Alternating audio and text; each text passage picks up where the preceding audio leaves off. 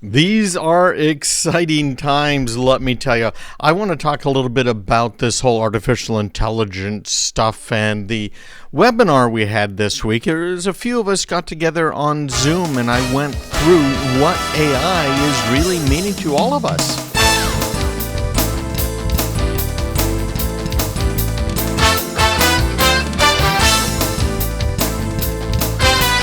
These are exciting times. I want to say a quick shout out too. I had 3 case studies this week that I did, Raymond and Leanne and Harriet. And I just want to say thanks, guys. It was really a whole lot of fun, and I am so glad I could help. These are absolutely free. All 3 of them, well, 2 of them were retirees having problems with computer stuff. And you know, I've been, at one point, like 20 years ago, when I was kind of the, computer expert sort of a thing, I've been receiving these phone calls about, hey, I get a blue screen of death. What do I need to do? And that's not what I like to do, right? Because it gets just too narrow, too specific to an individual person, their computer, their problem. So what I've decided to do, and this is another thing that I'm kind of a kick in the butt, but I've decided that, hey, I'm going to go ahead and make myself available. So I have a few time slots a week that I open up, and Mary manages that for me. In fact, if you email me at craigpeterson.com, Mary's more likely to get to your email first. By a long shot. It can take me more than a week sometimes, and I get really busy to get to those emails. So being able to sit down and do a case study with people, I think is a great thing. And then ultimately what I want to do is take those case studies, edit them up a little bit, get rid of the more private information that's in them, because we record all of them, and make some of those available to everybody. Because let me tell you, the problems people have are not unique to them. It's kind of like businesses, right? They're all about 90% the same, give or take. So it's something to seriously consider, and when you get right down to it, it's really a public service. That's what this show's about, right? That's why you guys are listening, because I provide hopefully some great content for you. And every week I get a few emails thanking me for what I do, and I really appreciate that, let me tell you, because this is a labor of love. I don't get any revenue from any advertisers or anything else. I let that all go to the stations, and it should, right? They've got lights to keep on. So do I. But every once in a while I pick up a new business client, and that's always rewarding for me. So shout out to those 3 for this week. And it was a busy week. It took up, I think so I think I only had 3 slots this week for these case studies for listeners. But if you're interested, you'll notice in the newsletter down in the signature area a little thing about how to be a case study. If you are interested, and I can help you with your problem, whether you're a home user or big business or small business, I don't care. I'm here to help. No question about it. Well, this week, this is very, very cool, and I've done these before, but this week I had a great Zoom session. Now, Zoom, of course, everybody's been on. That's why I used Zoom. Zoom is not secure, but it didn't really matter, because this week what we talked about was the latest artificial intelligence tools that are out there.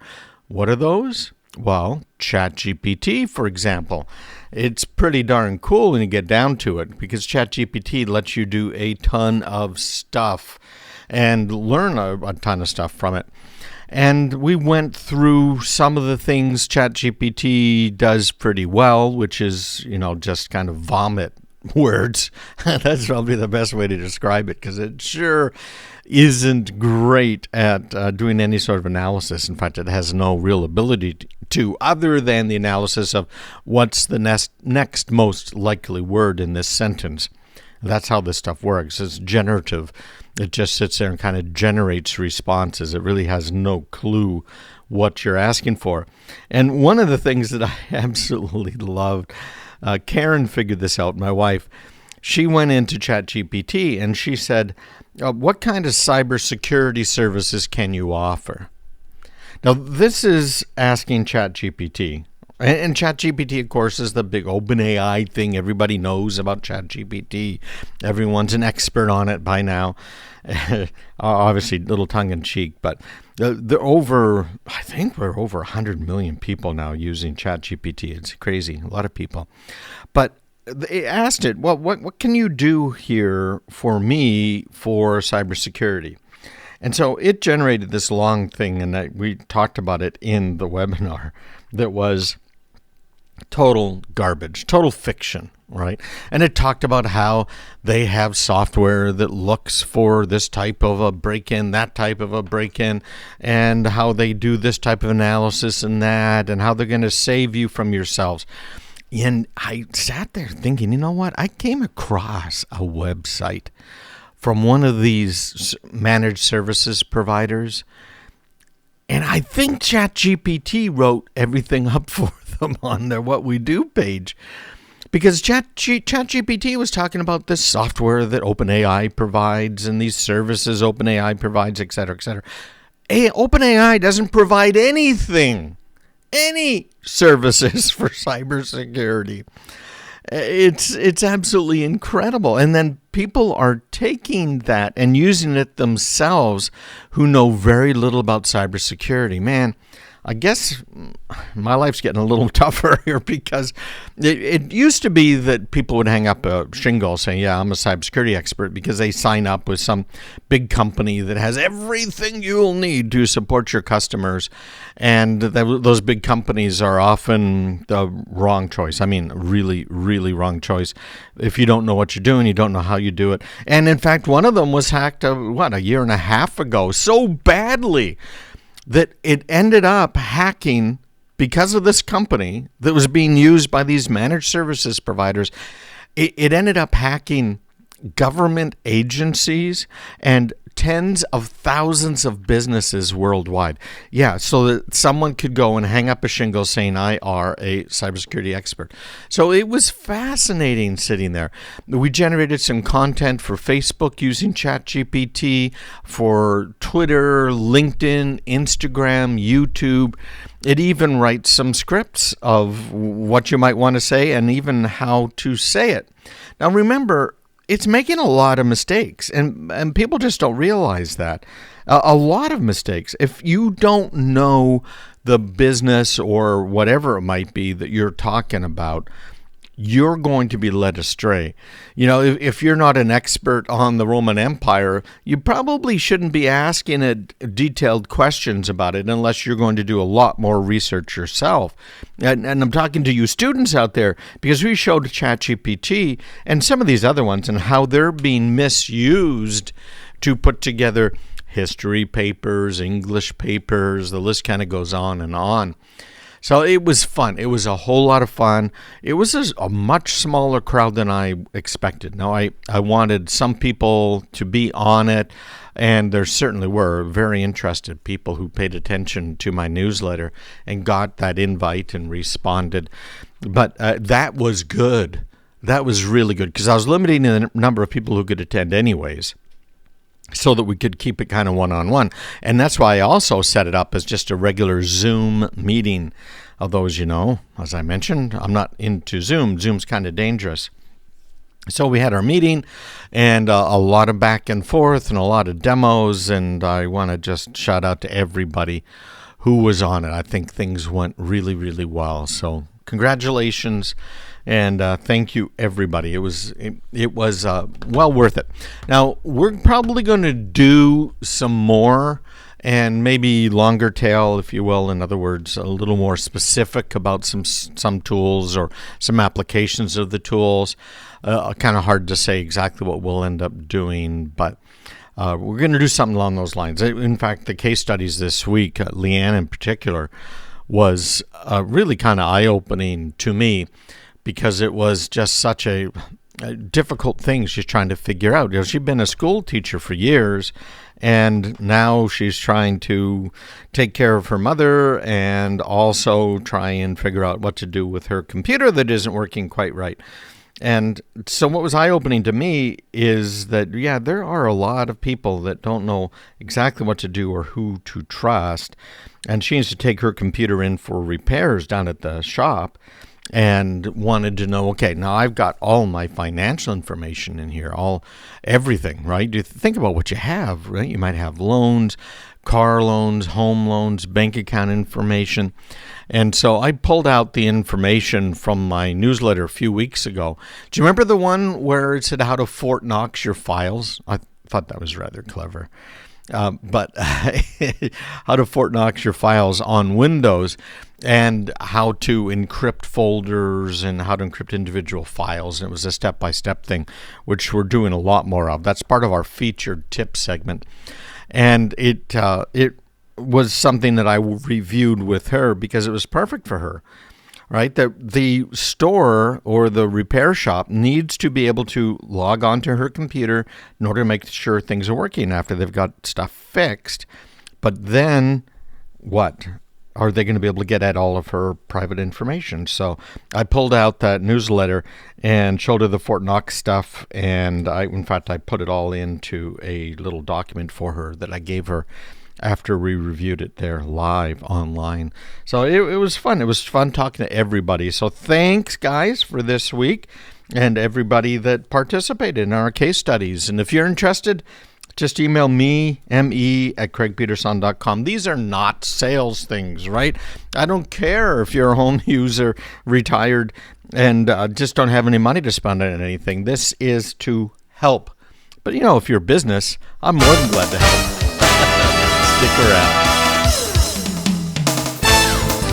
The online world has changed, and nowadays your anonymity and privacy are more important than ever. We're going to even talk a little bit about what ChatGPT is doing in order to make our lives a little more, miserable.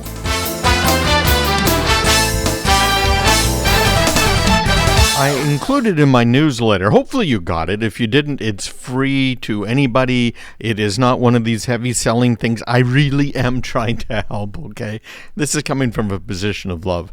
And the newsletters for, a month or two now, have had in the front of them a tip.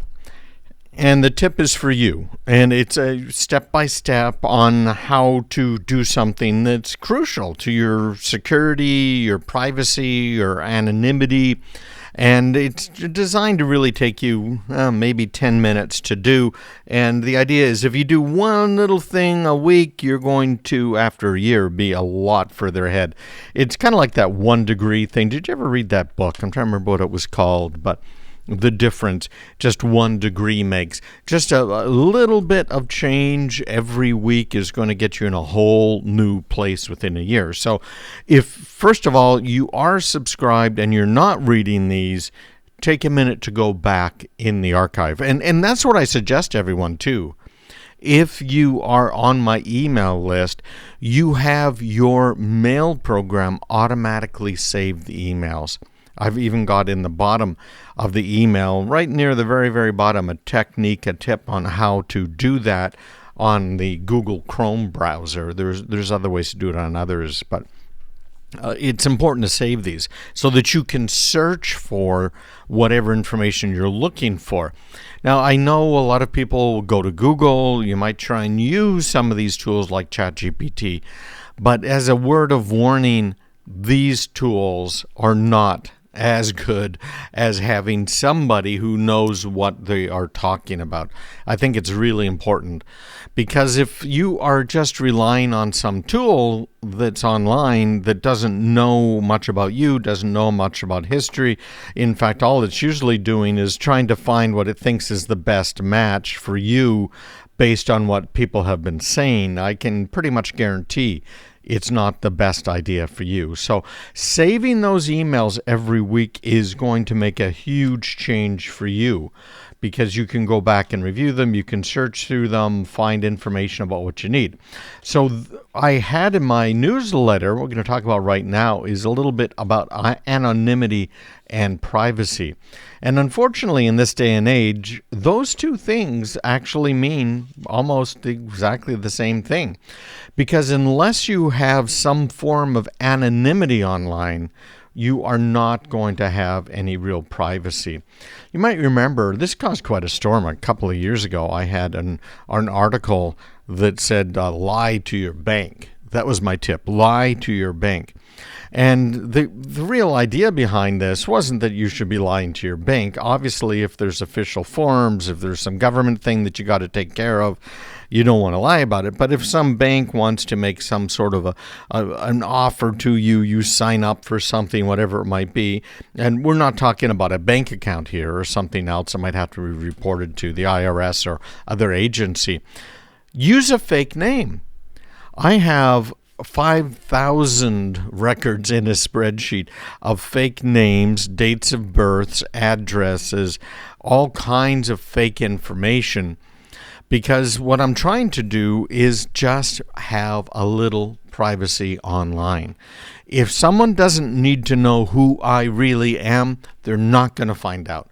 Some of these identifiers, how do you say that? Some of these pieces of identification are male, some are female, they're all kinds of different ages, and I use them when I sign up for different things. And for 30 years now, probably longer, ever since I first got hacked and decided I needed to help other people not get hacked themselves, I have been using unique email addresses whenever someone asks me for an email. Now, you might ask me, hey, Craig, how do you possibly use a different email address? If you look in my 1Password, in fact, you'll see that I have all kinds of website information in there. It includes things about special notes, usernames, passwords, just kind of all of the stuff you might expect. And there are a lot of them in there. I have over 2,000 entries in 1Password. Well, that equates to probably hundreds and hundreds of websites, which equates to hundreds and hundreds of emails. Now, there are a few ways you can do this fake email thing. What I've been doing for a long time is not a fake email, it's a real email, is I've been using something called plus addressing. So my email address is, as you guys know, it's me@craigpeterson.com, right? I get emails from you guys every week thanking me for what I do, my wife and Mary and everybody for all of the stuff we're doing. And it's great. Please do. I'd love to hear from you, me@craigpeterson.com. But if I sign up for something and I want to use my me@craigpeterson.com mailbox to receive those emails, I have turned on something called plus addressing.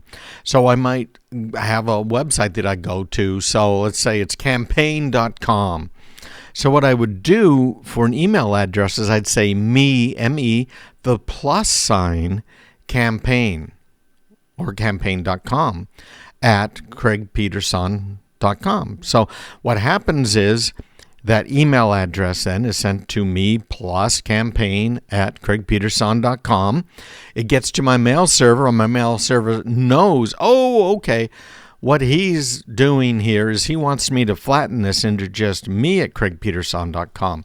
But it leaves the whole to address alone. So what I can do now is I can apply filters. Yeah, it does get a little complicated if you're trying to really kind of remain a little bit anonymous and keep your privacy online. But okay, great. So now it says flatten it. Here's the email, goes into my me box. And then I have a filter that says, well, if I get a mail from me plus campaign, what I want you to do is put it into this folder. And it goes into that folder. Isn't that handy? Or if I never want to hear from anyone again and I hit unsubscribe on their email and I'm still getting emails from them, I say, hey, put that in the big bit bucket in the sky. In other words, trash. And off it'll go, right into trash. Now, there are many ways to do this. In some cases, you have to turn it on explicitly. And one of the places that you might have to turn it on explicitly is if you're using Microsoft 365. Although I think now they may have it set up so that it's going to work for you and you don't have to have turn it on, right? So if you have a Microsoft 365 email address, or in whatever email address is, just try it. Send it to your email address, but right before the @ sign, put in plus and then something, plus test. And what'll happen is it'll show up in your mailbox or it won't. So that's one way to do it for a little bit of privacy. If you are an Apple user, you now have a new feature, which allows you to have Apple generate anonymous email addresses for you. So the email comes in and goes into your regular Apple mailbox. And then again, you can do the same types of things with your filters. But Apple's generating just random email addresses for you, which is really quite cool. There are a lot of flexible things that you can do there. One other one is Firefox has something very similar to that now with their mail, Mozilla, and there are a few others that you can find online. It's important to do. So we've got 10 tips to increase your anonymity and protect your privacy online. So we're going to run through those as soon as we get back. Visit me online. If you're not on the email list yet, on the free weekly newsletter, craigpeterson.com/subscribe.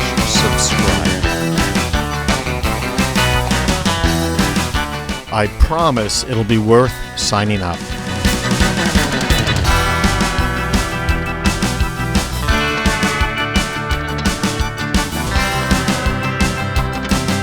We're going to go through the 10 steps that I outlined in my free newsletter to increase your anonymity and protect your privacy online. Nowadays, anonymity and privacy are pretty much the same thing.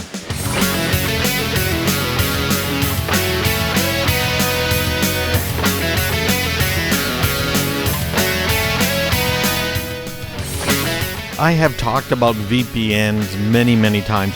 People tend to think that if they're using a VPN, automatically, suddenly, for some strange reason, they are secure, right? Because it's encrypted, and it's encrypted. That means everything's going to be wonderful. The answer to that is no.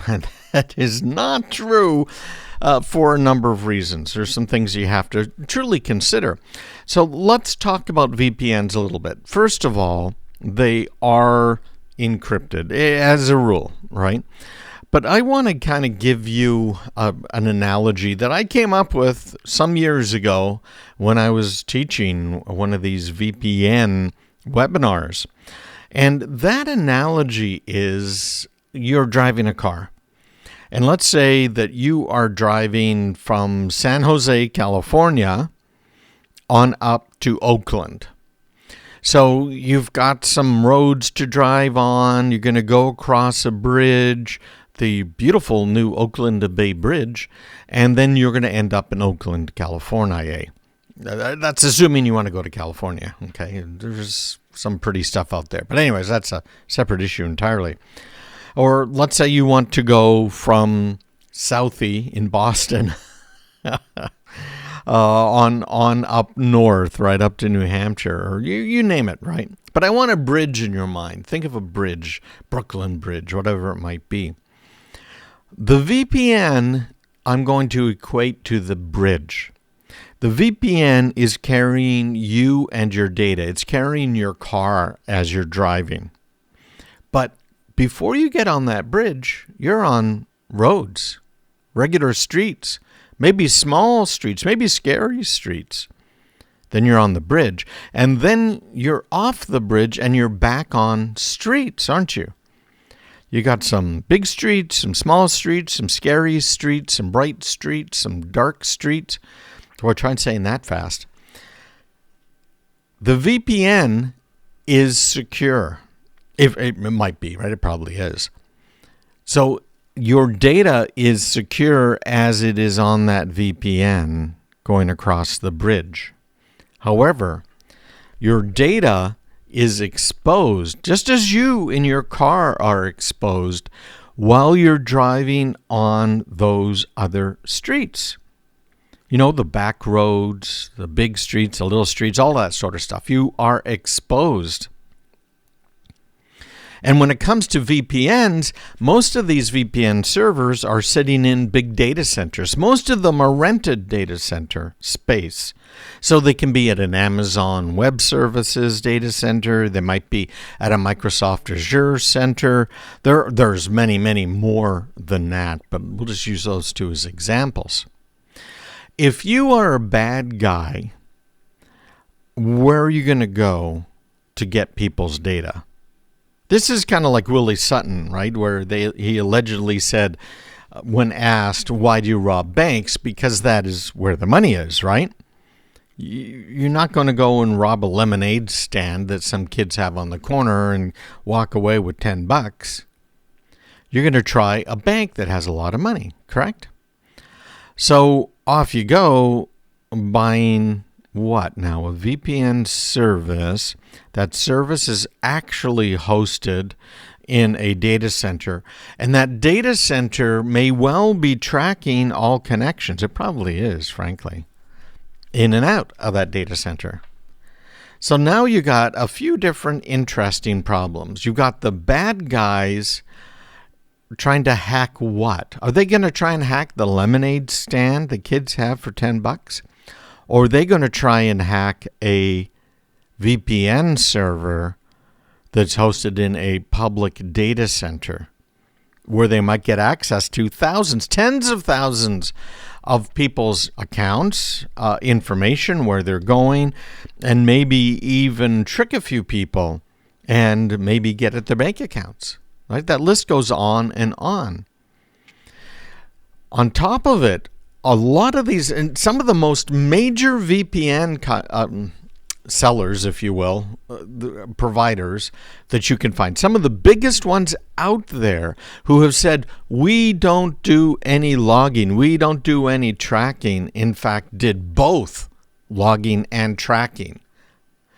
The VPN providers, you see a whole bunch of them, right? They are actually owned by very few people and companies. Does that make sense to you? So they'll have one guy, in fact, who was shut down, had, I think it was 20 different VPN provider companies that he owned. All different names, all different marketing, and yet he owned them all, and he was selling your data. So these commercial VPN services have proven for the most part that they're not to be trusted. Now, I know some people do trust some of them. There's a website out there that says, hey, well, here's the best VPNs and privacy and security in 2023. And they name a few different ones, like NordVPN, ExpressVPN, and you hear these advertised on the radio, you're in, online, et cetera.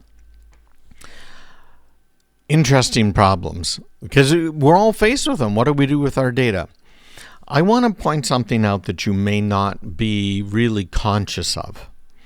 And that is, if you're going to a website, let's say it's your bank, even if it's CraigPeterson.com, if you go there right now in your web browser, let's do a little walk along here to CraigPeterson.com.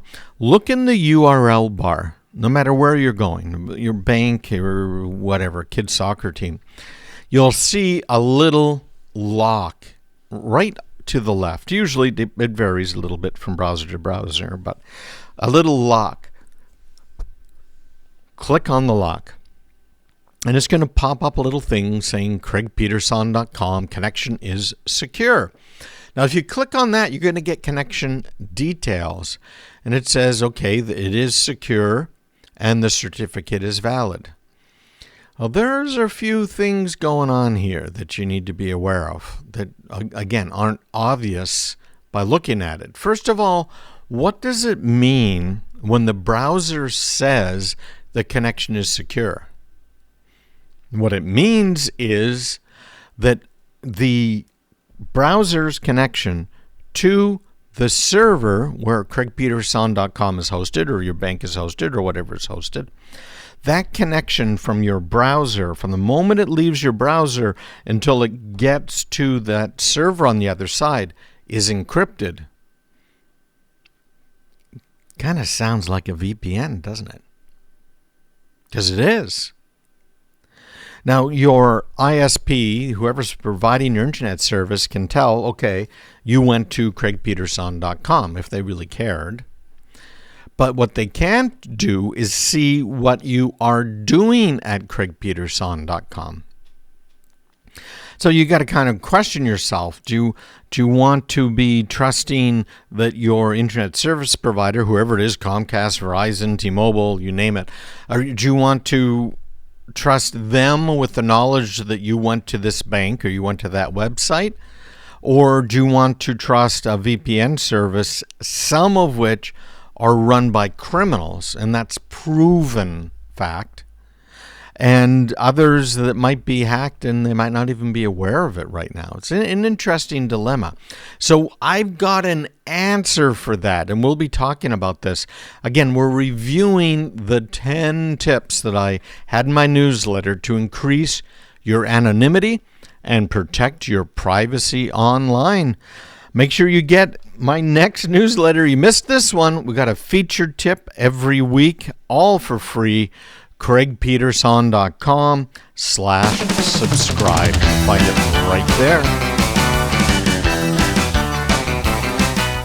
Well, I've got another tip on VPNs, but I'm going to tell you now how to be anonymous. I mean anonymous with a capital A online. And that's important if you want to have privacy, but there's risks involved too.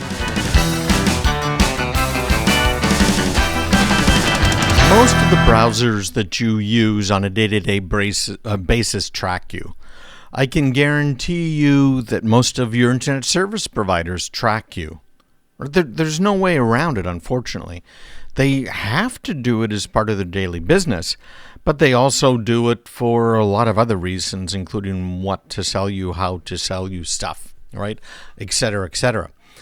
Well, there is something out there that was developed by the United States Navy and is continued to be maintained by the Navy, and it's called the Onion Network.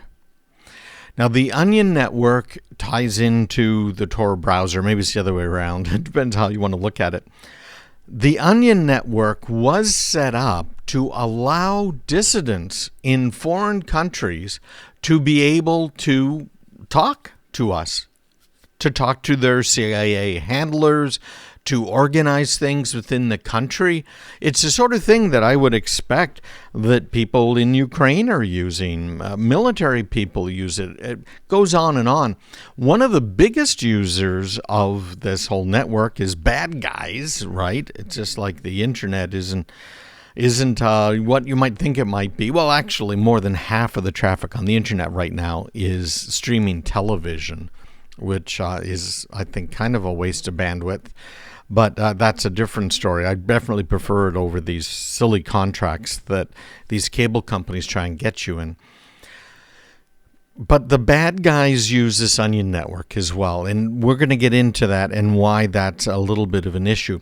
But journalists use it, particularly in countries where they might have a problem with the government because of what they're doing, what they're researching online. It can be a real problem, really, for everybody. So they put it together, the Department of Defense, to be able to communicate with these people, let them organize so that they can, topple governments and whatever else that they want to do or need to do. So the Tor browser is a free and it's open source browser. It's based on Mozilla Firefox, which is one of the more secure browsers out there. And it lets you browse the web anonymously using this Tor network, also known as the Onion Network. We're going to start calling it Tor, T-O-R, because that's the name of the browser you use. So this is a browser you would use if you want as much anonymity as you possibly can get. I would be careful about using it in a couple of different use cases. You don't want to do your banking with it. There's a few other things because of the bad guys that are lurking in those dark alleys that are out there. So the Tor network routes your traffic through multiple nodes. Now, these nodes are volunteer-run servers that have internet access. Or it might not even be like a server. It could just be someone's computer sitting in their home. And these volunteers are providing it in order, again, to allow dissidents, reporters who actually want to do their jobs, to be able to talk to people. Now, it anonymizes the data of anyone that's using the Tor browser, and it makes it really difficult to trace because what it's doing is it's hopping multiple places. Kind of think of the movies you've seen where, okay, he's going through this, he's going through that, he's going through this, guess what? You can't tell where they're going through, at least not with the level of precision you see on these movies and TV shows. It's really not there. But it's all encrypted as it goes from site to site. And when you go to a website, do you realize that you could be opening 100 different connections to that web server because every one of the graphics has to be downloaded individually. Typically, we're not going to get into the latest technology, but just sticking with the typical, right?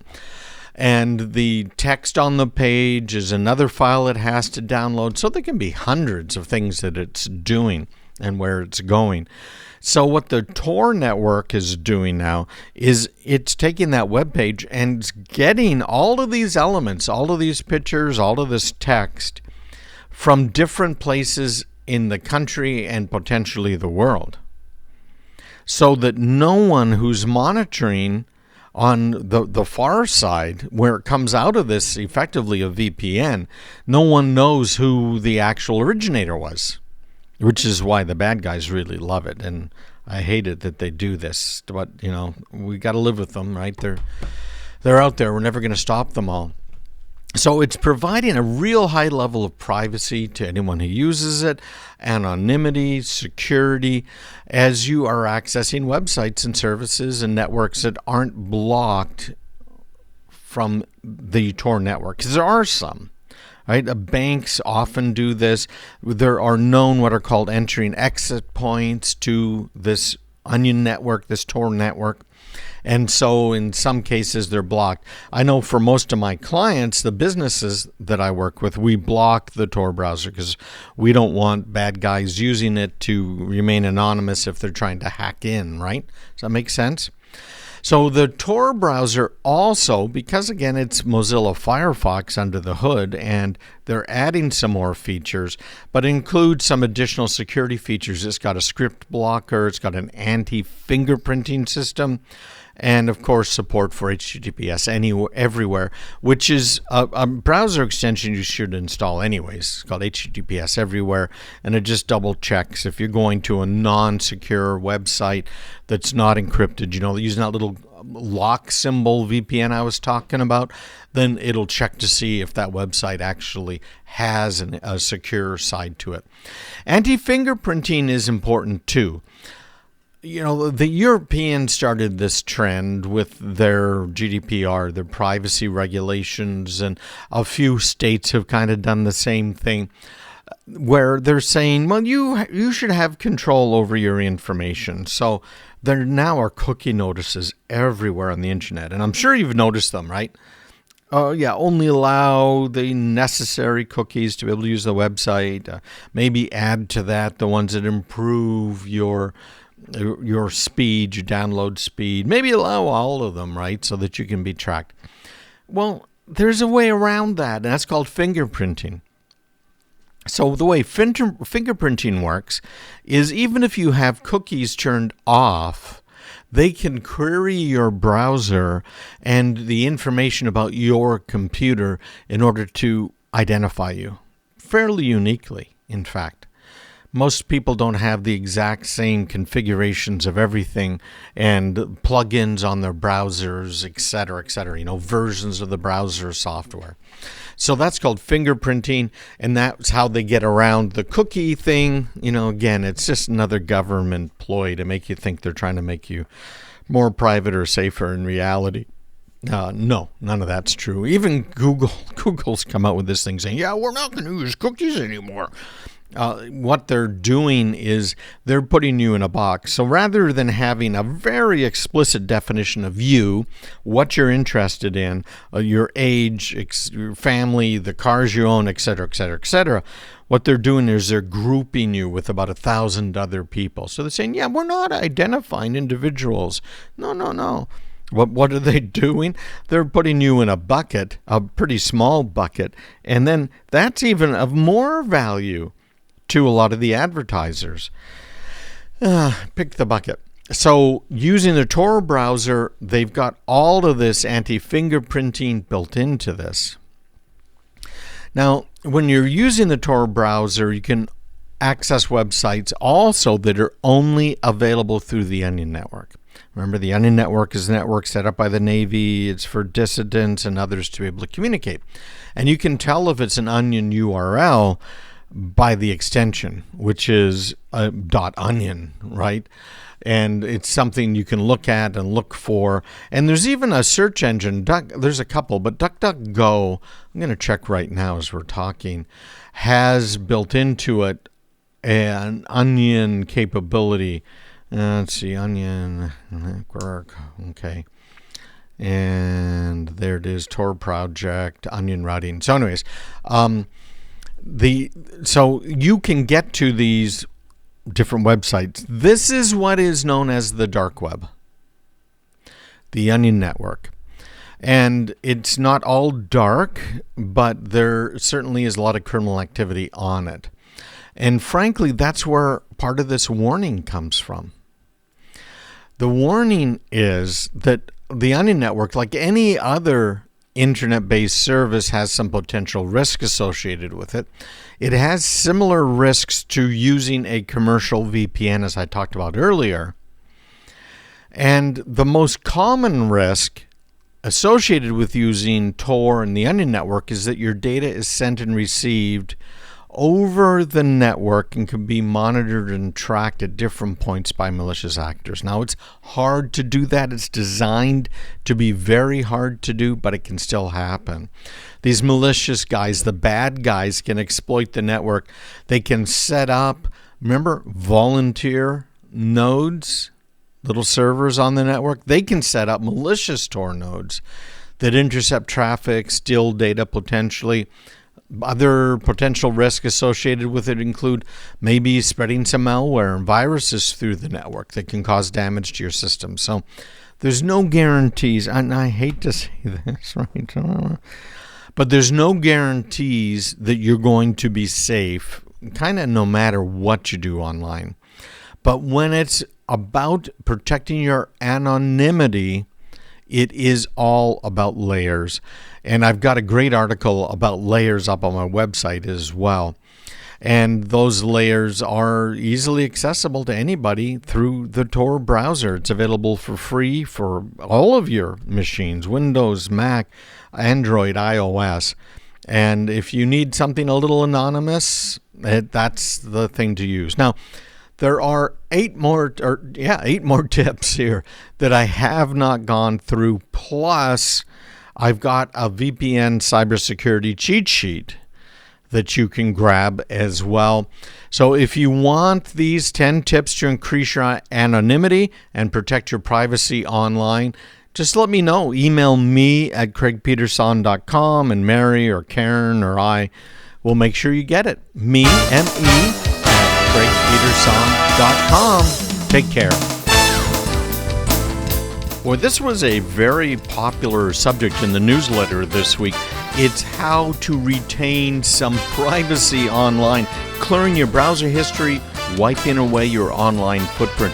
I think it's important to do, so we're going to go through it right now. This is Well, I guess it's kind of funny. It's not funny at the same time.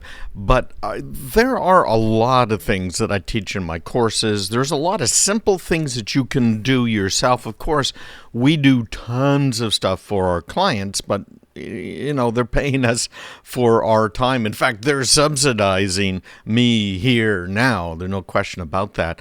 But I want to get the information out. And my wife and I have been talking about it for a very long time. So Karen said, hey, why don't we start putting some of this stuff into your newsletter, start putting it onto the website as well.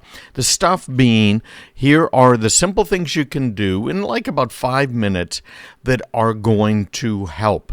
So, of course, what did I say? Well, if you want to do that, go ahead and do that, and I'll review it, and we'll make updates to it. So you kind of have to do it. You need to take this bull by the horns, and that's what she's done. So this week was the first week I've done this in a long time, but we put it into the newsletter calling it Craig's Featured Tip. And this week, it's a step-by-step guide to clearing your browser history and wipe away your online footprint, which is an important thing to do for a lot of reasons. Now, I know I talk to people that say this all of the time before I kind of explain things, but they say, well, I have nothing to hide. Why would I worry? Well, of course you have stuff to hide. You don't want those bad guys that are out there phishing you to be able to get a leg up on you. So phishing, of course, as you probably already know, is where the bad guys will send you an email pretending to be the bank, pretending to be a friend, right? It goes on and on. But pretend is kind of the operative word there. And how do they know anything about you? Well, they know because they've stolen information, and that's why you should be checking haveibeenpwned.com. Sign up for their free service. I think it's fantastic what they're doing. And you should be clearing some of this stuff from your browser history. Because when you go to a website, what ends up happening is they set a cookie. And that cookie does a few different things. And this is kind of the interesting part, right? Don't zone out here on me. But the idea for cookies came about because websites are what are called stateless. So in other words, you ask for a web page and ta-da, there's the web page. But the website itself really doesn't know anything about you. You don't have a constant stream of information. So if you go from the home page to the shopping page, and then from there you go to the page about, shoes, let's say, and now you are, 3 pages deep into the website. But the website still doesn't know. Well, how about if you buy a pair of shoes?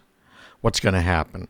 Well, it's going to go into your cart. Well, how does it keep track of the cart? How does it know that when you hit the little go back on that screen or the breadcrumb trail that's up there on the top, how does it know what it is that you have been doing so that it can show you what you put into your can, right? Into your shopping cart.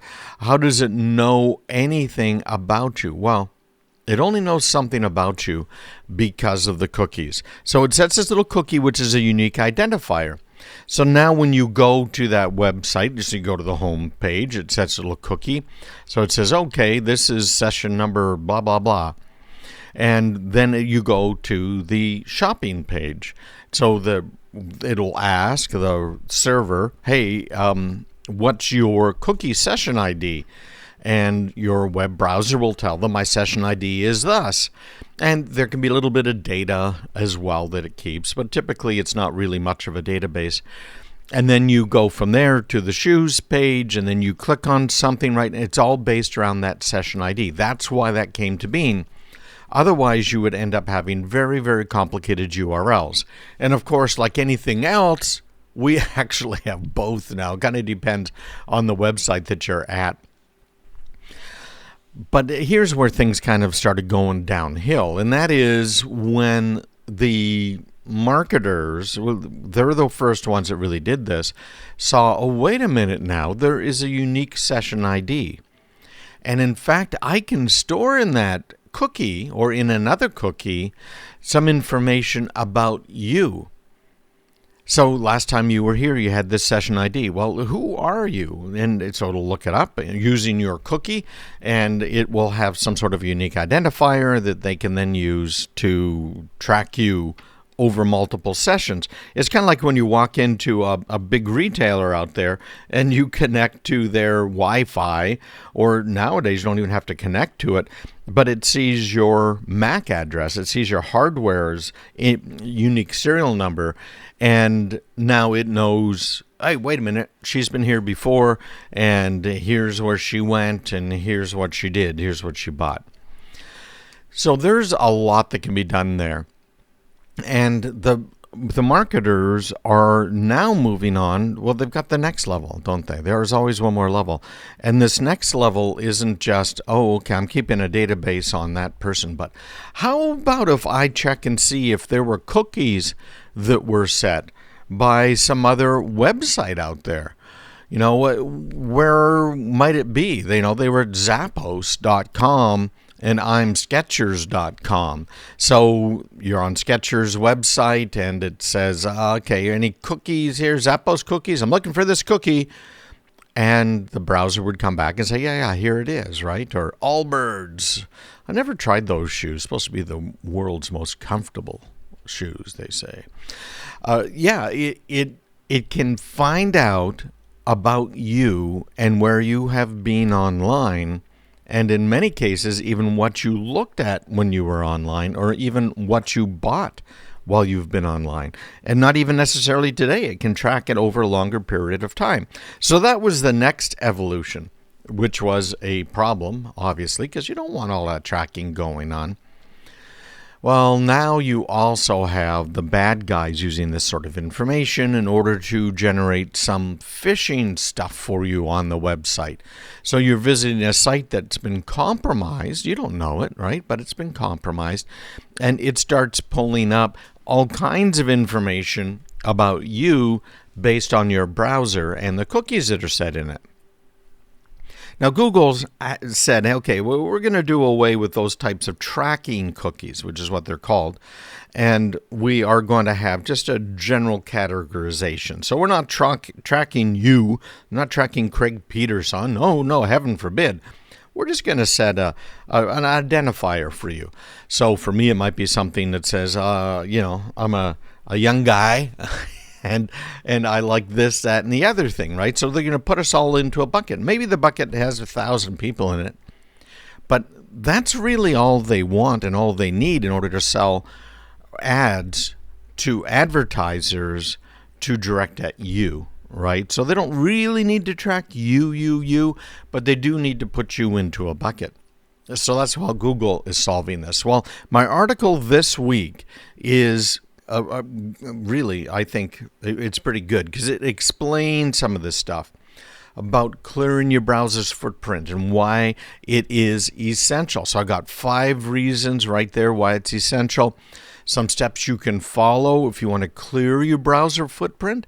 And again, another 5 here. And then the risks of third-party cookies. That's what I was just talking about, where they look up to see if Zappos was a recent visit of yours. And again, a bunch of points. And then how to clear your browser history to keep your risks lower. So this is the part that Karen put together, which is really quite good. So she goes into Chrome, Firefox, Safari, Edge. So all of the major browsers, and tells you exactly what to do. Click on the 3 dots in the upper right, then do this and do that. And I also in here go into what the potential consequences are of doing some of these things. So if you do clear cookies, some of your automatic logins are not going to work. So you got to keep some of this stuff in mind. Right, you want to have to re-log into that website. Well, maybe you should be re-logging in. Maybe you shouldn't let those cookies stay. And maybe you should not be using the autofill on your web browser for usernames and passwords on websites, because that brings up additional problems. So a whole bunch of stuff, you'll find it on my homepage. I got to really fix up my website a little better. But right there. So I want to also point out one other thing. I've talked about some of these AIs, and I call them AIs because that's what everybody calls them. It's like the term hacker. Hacker was never a bad term. It was just somebody that was hacking at software, right? Most computer programmers were hackers. Anyways, AIs. So on that article, you'll notice the graphic at the top. It's a young lady in front of a computer. That graphic I was able to generate using Dolly, which is artificial intelligence graphic generator from our friends over at OpenAI. So check that out as well. Let me know what you think. Just email me, me@craigpeterson.com. I think, they did a very good job, this AI. Yeah, doesn't have enough fingers, but, it's just a drawing. I'm not too fussy. We've come a very long way. All right, craigpeterson.com/subscribe if you're not a subscriber already. Stick around. We'll be right back. Most of us go to a niece, a nephew, son, daughter, whoever it might be, in order to figure out how do I make this work? Well, there's another study out right now that shows maybe you shouldn't be trusting Gen Z for cybersecurity. Okay, I'm about to lump everybody together that's in the Generation Z, right? It's like that saying, there's only two types of people. I don't know if you're aware of this, but there's one type that divides people into two types and another type that doesn't, right? So that's probably the only generalization that's actually true. So, take this with a grain of salt, or maybe a little bit more. But the problem that we're seeing right now with Generation Z when it comes to cybersecurity is they are the most tech-savvy generation.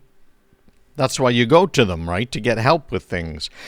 But they're also the least experienced in cybersecurity. And frankly, it's experience that matters the most. Experience is absolutely huge. Because you have to look at something and realize what the potential consequences are. And how do you do that, right? What's the best way to learn? Well, to fail, right? The best way, I don't know, but it certainly makes sure that you learn. And so if you've been through enough failures, you may well stand a chance of not having that same failure again in the future. And that's where the problems start.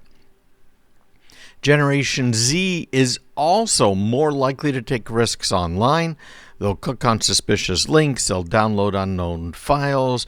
They're less likely to use good passwords or two-factor authentication. And they may be aware that their actions have some of these potential negative consequences, such as identity theft or data breaches. But in many cases, they're not. And in many cases, they've kind of given up. I have a son, for instance. You know what I do for a living, right? I do and have now for over 30 years myself been involved in various aspects of internet cybersecurity. Very long time. So I've seen it all pretty much. So you would expect my kids to be conscious, really conscious of cybersecurity issues. Well, one of my sons, who is actually my youngest, is not a Gen Z. He's right on the cusp there, almost is a Gen Z. He's typically classified as millennial. Gen Z is typically those who were born between 1997 and 2010. Okay, that's the bottom line. He's not safe at all. He will do anything he thinks it's crazy to do to take an extra step or two to make sure you're safe online. Like he just hates the idea of having to use a password manager. He hates the idea of two-factor authentication. It just slows him down too much. And I just don't get it because you can have everything stolen. But then on the other hand, who hasn't had their stuff stolen? Not even necessarily from them, but from these third parties. Look at what's happened. Look at what has happened with the massive credit bureaus, one in particular that comes to mind, and how they have all of this personal information on you and how that information has gone on to be stolen. Well, this survey that I had just conducted down in Australia is showing that 2/3 of small business owners mistakenly believe that tech savviness equates to cyber safety skills. Absolutely not true. So unfortunately, it found that the Gen Zs are among the least safe in the country and are more likely to rate cybersecurity as a low or medium threat. And on top of that, they're struggling more than other groups to identify and prevent some of the most common cyber attacks that small businesses face, like identity theft, malware attacks, ransomware. On the other hand, the survey found that the Gen Xers and upper millennials are the most likely group to take cybersecurity seriously. This is all in the article that was in the newsletter this week that I wrote and posted. This one I did myself. Karen didn't help with this one. Okay. So what are the best qualifications for an employee or somebody else who's handling your cybersecurity? Well, I think the best indicator is someone with experience. Of course, you look at me and say, well, Craig, you got a lot of experience, so you are biased. Well, yeah, I probably am. Because every time, remember I said I've been doing this for 30 years? Every time that we have gone into a business, and in that business we have tried to clean things up, every time there have been glaring, massive cybersecurity problems. I mean, massive. We've got another new client here that we picked up, and you know already that I don't take too many new clients, right? But we picked them up. Great guy, listener to the show for years, reads my newsletter religiously, clicks through on the links, and really tries to understand this stuff. And the company that was doing his cybersecurity, right? It's not him. He hired a third-party outside company. They just completely messed everything up. I mean, really, really, really badly. So he ended up getting hacked, and they said, okay, well, we're going to tighten it up. We need this $10,000 piece of hardware, and it's going to solve your problems. And of course, they didn't do anything right. He's got this hardware. He's got some decent hardware, but it's not configured right. It's not set up right. It's not going to protect him. And he's in a business where there are regulations, and if they get nailed, he could lose that business, and that business is his retirement, right? It just goes on and on. It's absolutely crazy. So the best qualifications, real-world experience is the most valuable. That's hands-on experience, handling real-world security incidents, performing security tasks is way more valuable than theoretical knowledge that you get through education. Number 2, the education is probably not up to date. School teaches you how to learn, college, university, but when we're talking about cybersecurity, the stuff is changing on a weekly, daily, sometimes basis, okay? It's constantly evolving. And the information and techniques that are taught in schools and a lot of these certifications are quickly outdated. Experience also gives you a broader range of skills. So, for instance, when I'm going in there to this new client, they've got a guest Wi-Fi posted up on the wall. Here you go. Here's the password. Get on the guest Wi-Fi. Well, the companies that had been in before us set this up so that it was a completely flat network.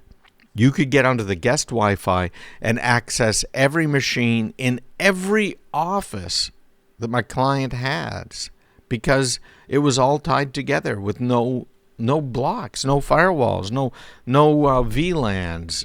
It's incredible, right?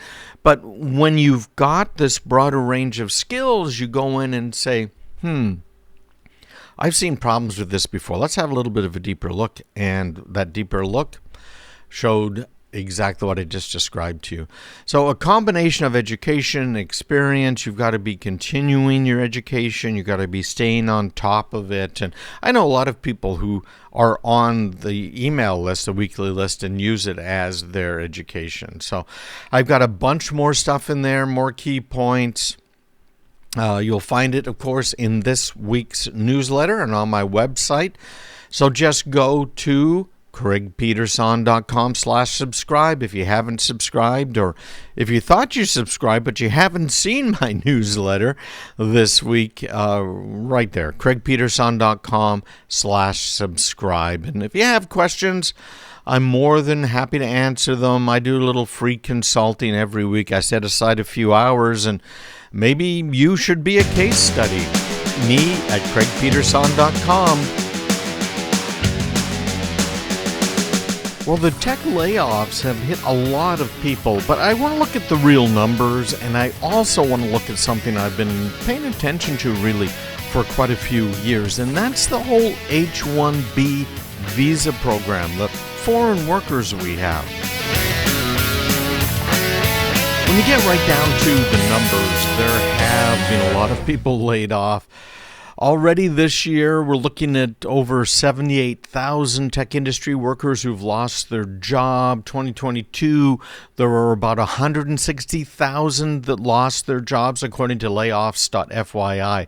But these layoffs, are hard on individuals, but the numbers really aren't enough yet to put a dent in the massive job market in the tech business.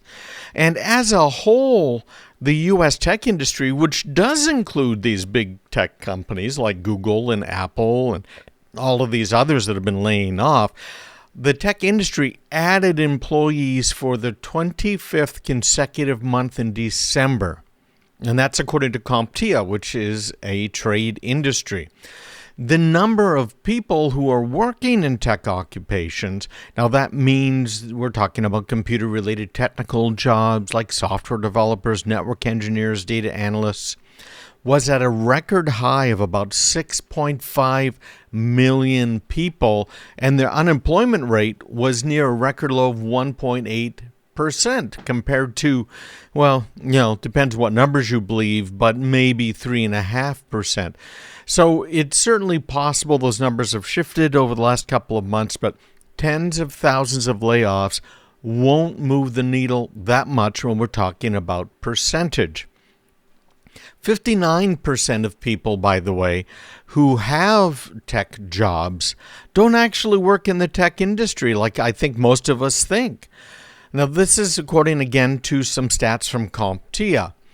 The number of people in percentage that have worked, that have worked in the tech industries for the last decade has stayed about the same, because even as finance, healthcare, retail companies started requiring more tech talent to help them, move on to these new digital platforms, the little iPads and things they use for checkouts, automating businesses, the tech industry, especially software development, grew too. So that kept the percentages about the same. So it's really interesting to look at all of those numbers. Google's layoffs in California included 30 in-house massage therapists. Yeah. It included chefs, some of these chefs, Michelin star chefs, that worked at the headquarters. So that doesn't really bode well when you talk about tech workers. Yeah, they're working for a tech company, but many of these people were not high-tech. They weren't programmers, etc. There were people in HR, payroll, just all kinds of jobs. So those percentages stay about the same. We're talking the majority of people in the tech business aren't actually programmers or the high-tech type of people. So it's interesting to look at all of these numbers, isn't it? And certainly it can hurt, but here's the other nice thing. Even though there's been some downsizing, the number of open jobs is pretty high. Now, where I get kind of depressed about the open jobs is that these businesses that are hiring, the bigger ones, not so much the small ones, unless they're using one of these hiring websites, they're all using AI. AI, of course, being a form of machine learning, where you have a computer program that looks through the resumes, looks at the job posting and says, okay, this person matches. Yes, they have 5 years, they have this degree, they've done that, they've done this, ta-da, you're in. But what we've been finding is that these automated systems, and you can use them, you've heard them advertised on the radio and elsewhere before, these systems are not good at picking people who would be good in a field, but maybe don't match all of the courses or some of the certifications that they want. And unfortunately, many of us business owners, as well as hiring people, have relied very, very heavily on those. That's a real problem because of the amount of focus that really has been put onto these automated systems to find people. We find a great match within 24 hours. Yeah, well, that's an automated system. How about all of the other people that would have done a very, very good job in that position, but were completely overlooked because the computer did not see the advantage of it? Do you see where I'm going with that? So we've lost a lot of jobs from a lot of people working in the U.S., in the tech industry primarily is what we've been talking about. But we've seen more jobs created in the tech industry than we've lost. So some of those numbers, I think, are kind of the fear porn angle, right, where they're saying, hey, listen, if it bleeds, it leads, right? Isn't that kind of the bottom line? Siri's jumping in with the fear porn. But overall, you can find jobs. So that's really an interesting way to look at it, I thought. And it's a great article here that I'm looking at from Fortune magazine that was published right at the beginning of February. But they're talking about what can you do, the 12,000 employee cut at Google in late January, and what does that mean to all of us? And ultimately, the talent is going. Now, where are they going? Well, it's turned out that many of these people are going to new careers entirely. They've fed up with high tech. Many of them are starting new businesses, which is a good thing, but it can take a long time to get to where you want to be. And frankly, if you've been working for somebody for years, you may not want to jump that ship too quickly. Be very, very careful. But, it's sitting out there. It's something I've done for many, many decades I've been out on my own. And I've had employees, and I work with my family now primarily. But I think it's a good thing. So I put an article up this week. It's an update of an older article that I had about the H-1B visas. And the H-1B visa is what is used by companies to bring foreign workers in. I had a couple of people who were working on H-1B visas for me back in the day. I think they were both actually from India. And I was kind of disappointed in some ways and not in others. So I paid them the same wage that I would pay an American, although many companies do not do that, including a couple of these big consulting firms that are actually based in India. We could talk about that one for a very long time and how it has hurt my business greatly because of some of the cheating some of these companies, these consulting firms have been doing. But the idea is you have an H-1B visa when you need employees that have certain abilities that you haven't been able to find in the U.S. So you run ads online, you used to be in newspapers, and then you have to submit all of that paperwork saying, hey, I can't find anybody, here's someone overseas, I want to bring him in. And you do. But what's been happening is a lot of these businesses, like these consulting firms I made reference to, don't pay the H-1B workers fairly. It's in some ways it's slave labor. Many of these people, even in the high-tech business with H-1B visas, are multiple people in a small apartment that they're living in, paid really, really low wages, which again is against the regulations and against the laws.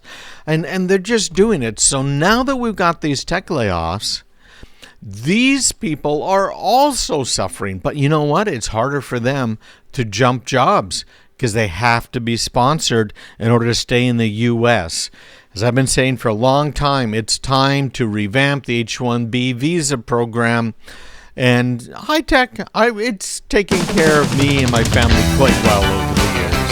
Stick around. When electric vehicles and smart chargers are plugged into our critical infrastructure, what could possibly go wrong? Well, it turns out plenty. Great article in the newsletter this week from Dark Reading about EVs. We have talked about electric vehicles so much here over the years, and some of the serious problems that exist with electric vehicles. And of course, it's kind of everything, right? From they sure as heck are not green. They may not have anything coming out of their tailpipes, but the manufacturing of the vehicles, including the batteries and all of the mining and the overburden and the shipping and everything else that goes into these makes them definitely not a great value for the environment, right? It's you've really got two different types of people here that are kind of fighting for it and against it. And it was amazing to me to hear about a problem that's been happening off the coast of New Jersey. And this problem is humpback whales turning up dead on the seashore. The seashore, I know I can say it. And there's debates about exactly why. But the interesting part to me is that you have two ultra-left-wing groups who are now fighting with each other. You've got these crazy people on the environmentalist side, right? And then you've got the wacko global warming / climate change people. So the climate change people are saying we've got to stop spending money on cars and getting all of this fuel, diesel, gasoline, our home heating oil. We got to get rid of all of it, and we got to move over to solar and wind. And now you've got the greenies on the other side saying, well, wait a minute now, your wind farms off the coast are killing the whales. Interesting, isn't it? Of course, neither side listens to any other side, so I don't think they're going to get very far, right? There's no room for reasoned discussion here about any of that stuff. Obviously, they haven't even discussed really all of the hundreds of thousands of birds that are killed every year, including some endangered species by these wonderful windmills. There's no logic to any of this. We've talked about that 100 million times. So we now have another problem that's come to light. And that is these electric vehicles need to be charged, right? Let's putting everything else aside. All of the pollution from them, the fact that a Tesla at 150,000 miles could be costing you $10,000 a year in maintenance, like it is. Some people out there have seen some articles that they've posted about it. And, you have to replace your batteries. Well, you might as well just buy a brand new Tesla, throw it away. And one guy went ahead and basically did that. He lit it afire because it just cost more than the car was worth to change the batteries. And he needed new batteries, right? There's so many problems with electric cars, and yet the federal government keeps pushing them. So now we got power creation problems, like I mentioned in New Jersey, killing humpback whales potentially. And we also have distribution problems. California doesn't have enough electricity for electric cars they already have, and they're asking people to garage them. And you get a cold snap, and it's, hey, yeah, you can't charge your cars because we need electricity to heat the homes. and then you get a hot snap. Yeah, you can't charge your cars because you need electricity to run the air conditioning. Right, it goes on and on. Now it's turned out that the electric vehicle charging infrastructure is also a problem. Now, this is a really interesting problem because we've got electric cars on the road, we've got plug-in hybrids, and the nation's electric grid can't handle it, right? Because we're doing stupid things like depending on the sun being out 24 hours a day and the wind blowing 24/7. Right? It's, if you want safe, if you want green, you go with the new nuclear. There's no question about that. Intrinsically, inherently safe, using basic physics to make sure that it's safe, right? It's not like the old power plants. And some states and countries are even now turning their old power plants, their old nuclear ones, back online. Even the governor of California, Newsom, he went ahead and extended the lifetime of at least one nuclear plant out there in California that was supposed to be shut down. Because guess what? They need electricity, whether or not they have these stupid electric cars. So our 70-year-old behemoth of a U.S. electric grid is having some problems. We've got about 600,000 new electric vehicles on the road. And they're hooked up to what when they're being charged? They're hooked up to our critical national infrastructure, right? That's something that I ran some webinars for the FBI InfoGuard program about, that critical infrastructure. So what can you do? What should you do? What could possibly go wrong here? Well, as it turns out, quite a few things. First of all, these chargers that are out there, last numbers I saw, about 30% of them don't work. Period. They don't work. They're busted. They're broke. And then if you have an electric car, you may be able to bring around with you in your car some adapters to make sure it can get charged. If you're off the main roads, you may not be able to get a charge because there aren't enough electric chargers around. You know, it would be really nice. You pull into the hotel at night, you charge your car up. Well, again, can it charge it in time if it even has the right kind of chargers? And now, moving on to the next level, those chargers are smart, which means they've got a computer in them, at least one. And that smart charger is now going to take your account information, maybe from your credit card. Maybe you have an account with the company that's running the chargers, right? You got a Tesla. You bought it really early, so you still expect free electricity. All of that is being run on the computer right there. And those computers are now getting hacked. Think about the car again for a minute. We just talked a few weeks ago about all 16 major brands having serious cybersecurity problems with their APIs, or application programming interfaces. Serious problems. Problems so that programming interface can be used to hack your cars. So you're plugging that car into a computer that may or may not be able to hack your car, okay? You're putting private personal information, including financial information, which, of course, could be stolen by the bad guys because you're putting it into the computer. It's relying on the internet to get that information back and forth. And of course, the internet can certainly go down. And it's already been found that some of these charging stations are actually being used as jump points by the bad guys to hack other computers and to do denial of service attacks. In fact, there have been denial of service attacks on the charging stations. Imagine that. Imagine our military with electric vehicles. I know it's an important thing, right? Because the Obama administration's really put a lot of effort into that. Not just the yellow school buses being electric, but military vehicles. Yeah. A denial of service attack means that you are bringing that computer that you're targeting or multiple computers to their knees. So some of these charging stations have been knocked offline. What happens is there's more and more of them, right? The electric grid is built to give electricity.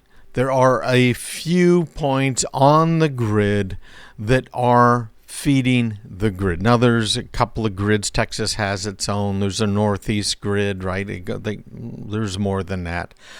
Well, the current grid, it has about 9,200 generating units, 600,000 miles of transmission lines, more than 1 million megawatts of generating capacity, and it was built when the current electrical needs of a household were a few light bulbs and a toaster back in the 1960s.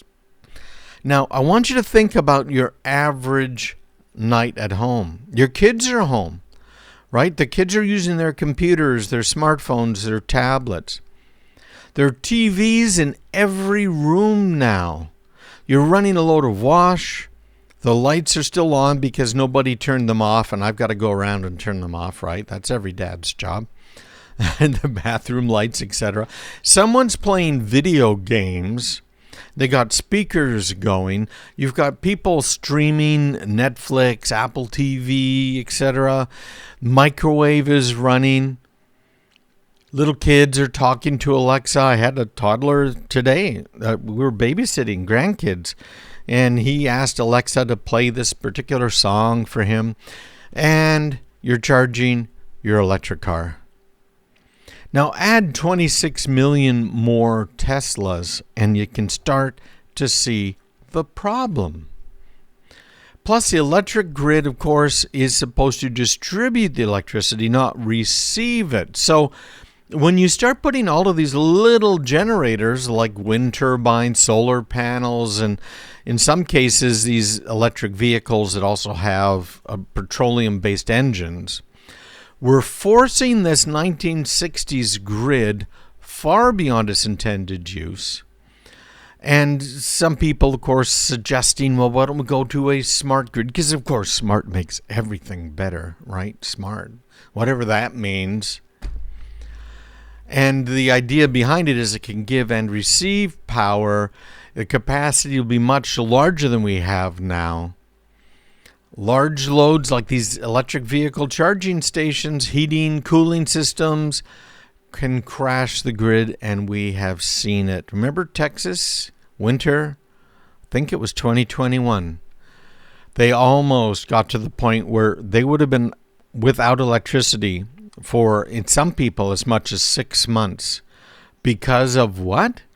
Because the smart grid ain't so smart, because it doesn't exist. I wish people, politicians, would consider reality rather than just power and authority.